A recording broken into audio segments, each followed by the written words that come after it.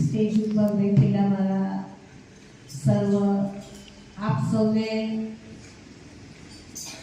શિક્ષાની સાથે સાથે જીવન ઘડતરની શિક્ષા આપનાર એવા આદર્શ ટીચર્સ, સભામાં ઉપસ્થિત ભગવાનના બગીચાના પ્યારા પ્યારા ફૂલો અને ભારતના ભાવિ કર્ણધારો, આપણો ભારત દેશ સંસ્કૃતિનો દેશ છે, શ્રેષ્ઠ સંસ્કારનો દેશ છે.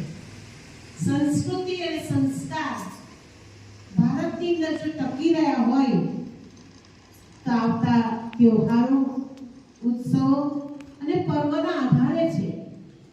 આપણા ભારત દેશની અંદર જે પર્વ ઉજવાય છે, જે તહેવાર ઉજવાય છે, વિશ્વના કોઈ દેશની અંદર નથી ઉજવાતું. દરેક ધર્મનો તહેવાર આપણા ભારત દેશની અંદર ઉજવાય છે.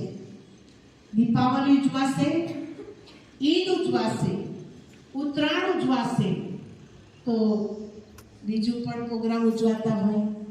તો આજે આપણે કેવા પર્વ માટે, એવા તહેવાર માટે ભેગા થયા છે, જે તહેવાર આપણી અંદર એક જાગૃતિ લાવે છે, પ્રકાશ લાવે છે. એ તહેવારનું નામ છે મહાશિવરાત્રી. છેલ્લા કેટલા સમયથી આપણે બધા બોલીએ છીએ કે આપણી સનાતન સંસ્કૃતિને ટકાવવી જોઈએ. આપણી સંસ્કૃતિ સનાતન છે, શ્રેષ્ઠ છે.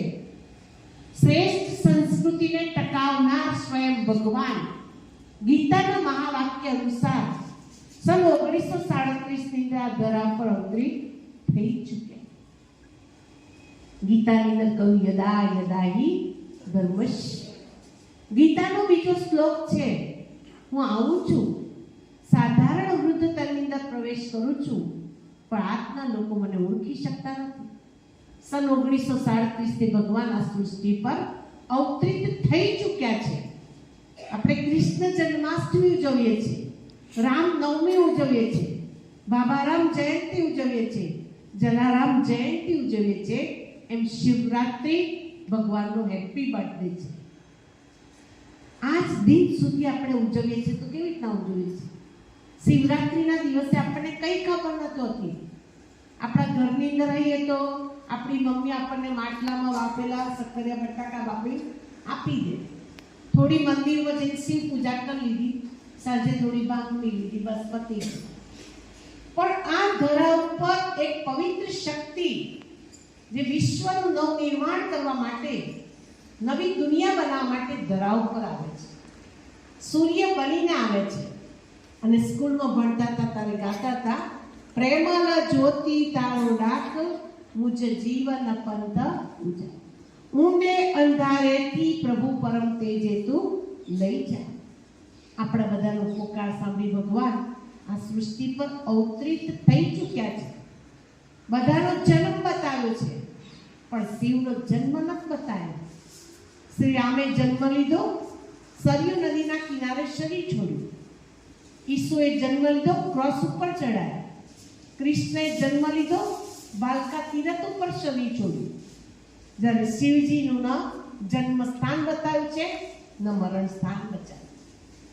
શિવજી આપણા બધાના બાપ છે, આપણા પિતા છે. આપણે અંદર બધા બેઠા છે. શરીરના પિતા બધાના અલગ અલગ છે, પણ આત્માના પિતા અલગ અલગ છે.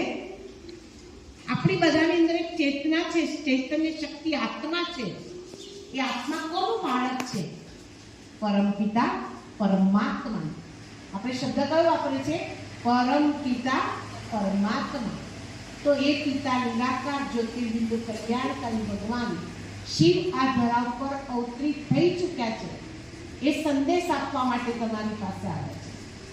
શિવરાત્રીનો દિવસ આપણા જીવનના અંધારાને દૂર કરવાનો દિવસ છે.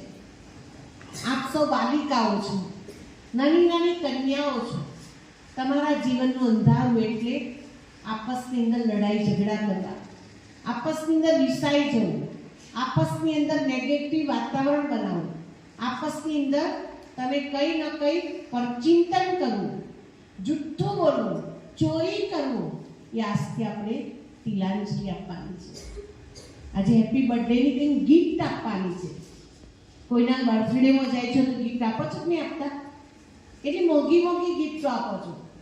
ભગવાન કે તમારી પાસે મારે કશું જ નથી જોઈતું. અને એટલે સમુદ્ર મંથન વખતે ઝેર નીકળ્યું, બધાએ સારી સારી વસ્તુઓ લઈ લીધી, પણ ઝેર લેવા કોઈ તૈયાર ના થયું. સૌથી ગોળા ભગવાન હોય ને તો ભોલાનાથ છે. એમણે ઝેર પી લીધું, પણ કઈ રાખ્યું? અંદર, અહીંયા જ રાખ્યું, અંદર જવા ના દીધું. એટલે નીલકંઠ કહેવાય. આ સંસારનું બધું જ ઝેર લેવા માટે આવ્યા છે. સંસારને દિવ્ય શ્રેષ્ઠ બનાવવા માટે આવ્યા છે. આપણા જીવનને નર એવું કાર્ય કરે, નારાયણ બને, નારીની કરણી કરે, શ્રી લક્ષ્મી બનાવવા માટે ભગવાનના ધરા પર અવતરિત થયા છે. અને એટલે શિવ મંદિરની પૂજા બધા ભગવાનની પૂજા કરતા જુદી છે.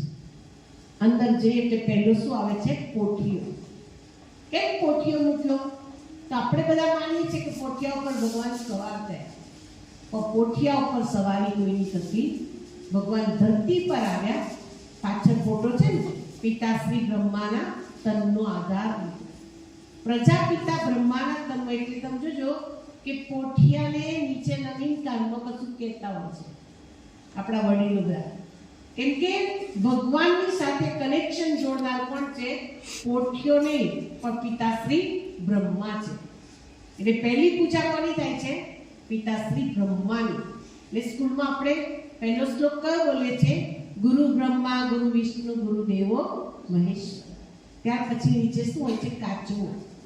કાચબાની બહુ મોટી વિશેષતા, કર્મ પૂરું થાય એટલે અંગોને શું કરે છે? સમેટી લે છે અને ડોકી ઊંચી કરીને ભગવાનનું નામ લે છે. એમ આપણે ફ્રી પડીએ તો અલગ મલકની વાતો ના કરીએ. તમે મોબાઈલ તો નો એલાવ હશે, પણ બીજી કોઈ ચર્ચાની અંદર ન જઈએ. નવરા પડીએ, આપણો અભ્યાસ કરીએ. એનાથી થોડોક ટાઈમ મળે તો પ્રભુ સ્મરણ કરીએ કે જેથી આપણી એકાગ્રતાની તાકાત શું થાય છે? વધે છે અને શક્તિશાળી બની છે. અને ત્યાર પછી પૂજા, શિવ પૂજા બધી પૂજા કરતા ઊંચી છે, જે પલાઠી વાળીને બેસીને શાંતિથી થાય. અંબા માતા માટે તમે ગુલાબનો હાર લાયા કે મોંઘી દાટ સાડી લાયા, તમારે પહેરાવાનો કોઈ અધિકાર નથી. જ્યારે શિવ પૂજા કરવાનો દરેક આત્માઓનો અધિકાર છે. કેમ કે આત્માના પિતા પરમાત્મા આપણા બધાના શું છે? બાપ છે. બાપની સેવા કરવાનો દરેક બાળકનો હક છે. અને પૂજા કરીએ છીએ આપણે. પહેલી દૂધ રેડીએ. દૂધ ગમે તેટલું રેડીએ પણ દૂધ બધું ગટરમાં જાય છે. ભગવાન કે મારે તમારું દૂધ નથી જોઈતું, દૂધ જેવા નિર્મલ ને સ્વચ્છ બની જાઓ એ મને આપો. બીજા નંબરે શીતલ જળ ચડાય છે. જળ જેમ શીતલ છે તમારી આત્માને શીતલ બનાવો. તમે બધા દીકરીઓ છો, તમે અભ્યાસ કરો છો, તમારું મન જેટલું શાંત હશે એટલો તમારો અભ્યાસ તમને યાદ રહેશે. મન અપસેટ થયું તો સાહેબ ગમે એટલું સરસ ભણાવશે, આપણને યાદ રહેશે. એટલે મનને શાંત કરવાની ટેકનિક શીખવી હોય તો મેડિટેશન કરો. 5 મિનિટ માટે મનનું ધ્યાન જ્યોતિર્બિંદુ પરમાત્મા સાથે જોઈન કરો. કેમ કે ગુલાબની પાસે જઈએ તો ખુશ્બુ આવે, બરફની પાસે જઈએ ઠંડી આવે, આગની પાસે જઈએ તો ગરમાહટ આવે. એમ ભગવાનની પાસે જઈએ તો ભગવાનની શક્તિ આવે. એટલે બીજા નંબરે આપણે શું કરીએ છીએ? શીતળ જળ ચડાવીએ છીએ. ત્રીજા નંબરે આપણે શું કરીએ છીએ? ધરતીરાનું ફૂલ ચડાવીએ છીએ. જે કોઈને ના ચડે મહાદેવને ચડે છે. આજે આપણી અંદર જે અવગુણ હોય, જે કમી હોય, જે નકામા સંસ્કાર હોય એ આજે આપણે શું કરવાના છે? દાનમાં આપી દેવાના છે. ચોથા નંબરે આપણે ચંદન ચડાવીએ છીએ. ચંદન જેમ ઓરસીએ ઘસાય, શીતળતા, સુવાસ અને પ્રકાશ મળે, એમ આપણું જીવન જેટલું વિચારની સેવા માટે ઘસાશે એટલી આપણી નથી સુવાસ આવશે, સુગંધ આવશે અને બીજી આત્માઓને આપણે શું કરીશું? સેવા કરીશું. જળધારીમાંથી ટપક ટપક પાણી પડે છે એ આપણી નિરંતર ભગવાનની સ્મૃતિની યાદગાર છે. કે નિરંતર ભલે તમે અભ્યાસ કરો પણ અંદર સ્મરણ કયું કરો? ભગવાનનું કરો. ભગવાનની તાકાત મળે છે, ભગવાનની એનર્જી મળે છે. ભગવાન મારી સાથે ને સાથે છે. તમે ગોલ્ડ મેડાલિસ્ટ ના બનો તો મને કહેજો કે જેને ઈશ્વરની શક્તિઓને સાથ રાખ્યો છે એને ઈશ્વર બધી જ રીતના પરિપૂર્ણ કરે છે, બધી જગ્યાએ સક્સેસફુલ કરે છે, એ મારી ગેરંટી છે. એટલે ઈશ્વરની શક્તિ તને સદા માટે મળતી રહે. ઉમિયા માતા ઊંચે છે, શિવજી નીચે છે. ભગવાન ધરતી પર આવ્યા 1937 ની અંદર. તે વગર અંગ્રેજોનું શાસન હતું. અંગ્રેજોના શાસનની અંદર આપણી બેન દીકરીઓને બહાર જવાનો પણ હક નહોતો. આટલે સુધીનું તો ઓઢવાનું હતું. અને બીજું કે એમના જીવનની અંદર સ્કૂલ ભણવાની વાત તો છોડો, પણ બોલવાનો પણ અધિકાર નહોતો. અને એ સમયે ભગવાને આવી માતાઓના માથા ઉપર જ્ઞાન કળશ મૂક્યો. યત્રે નારી પૂજ્યતે તત્રે દેવતા રમંતી. આપ સૌ કુંવારિકાઓ છો, અને કુંવારિકાઓનું કેટલું મહત્વ છે. ચૈત્ર માસ આવશે ને એટલે બધા લોકો કુંવારિકા શું કરશે? જમાડશે. માતાજીના જે મંદિરમાં પૂજા પાઠ થાય એમ આપ સૌ કન્યાઓનું પૂજન થાય છે કે તમે પવિત્ર શુદ્ધ છો. એ ભગવાને 1937 ની અંદર આવી અને માતાઓ કન્યાઓને સન્માન કર્યું. અને ત્યારથી આપણા ભારતની અંદર નારીનું સન્માન કરવામાં આવે છે. અને એટલે જ નારી સન્માનિત છે. તો આપણા રાષ્ટ્રપતિ કોણ છે? કોણ છે રાષ્ટ્રપતિ? આદરણીય દ્રૌપદીબેન મુર્મુ છે. સમજો કેટલી સ્ટેજ ઉપર એક સાધારણ નારી એટલી સ્ટેજ ઉપર પહોંચી. એ બ્રહ્માકુમારી વિશ્વવિદ્યાલયના વિદ્યાર્થી છે, એ સ્ટુડન્ટ છે. એમણે શક્તિઓ પ્રાપ્ત કરી અને અબલા ના રહ્યા પણ સબલા બનીને બતાવ્યું. એ ભગવાને આ સૃષ્ટિ પર આવી નારીની અંદર એ તાકાત ભરી. તો આપ સૌ કુમારીઓની અંદર, આપ સૌ દીકરીઓની અંદર એ તાકાત ભરાય. આપનું જીવન શિવ શક્તિમય બની જાય, પ્રકાશમય બની જાય. આપ સૌ એક દુર્ગા બનો, એક અંબા બનો, એક સંતોષી બનો, અને એક મહાકાલી બનો, અને એક વૈષ્ણવ દેવી બનો. એવી શુભ ભાવના અને શુભ કામના છે. મહાશિવરાત્રિના પાવન પર્વની અંદર આપ સૌની જ્યોતિ ભગવાન જગાડે, આપના જીવનનું અંધારું દૂર થાય એવી પ્રભુને પ્રાર્થના છે. આજના પ્રસંગે મને આપ શાંતિપૂર્વક સાંભળી એ બદલ આપ સૌ કન્યાઓનો અને સર્વ સ્ટેજ ઉપર બેઠેલા મારા આદરણીય ભાઈઓ અને બહેનોનો ખૂબ ખૂબ આભાર છે. ઓમ શાંતિ.